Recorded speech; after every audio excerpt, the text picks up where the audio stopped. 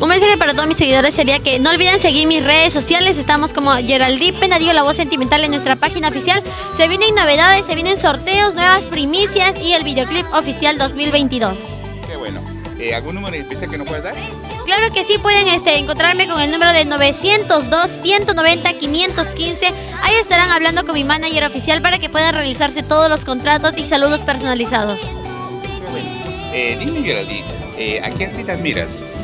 Por el momento estoy admirando a la artista Yarita Lisset, Muñequita Mili, Gladys Vila, y entre artistas diferentes, ¿no? Son muchas las artistas que yo admiro bastante. ¿Y por qué Yarita Lisset? Por ese sentimiento que lleva la música, por ese amor que le brinda a todas sus canciones. Cuando es una canción sufrida, hasta lo quiere llorar y todo eso, ¿no? Y ese sentimiento se transmite en las canciones, pues. Y más por todo eso, por las primicias, buenas primicias que lanza también.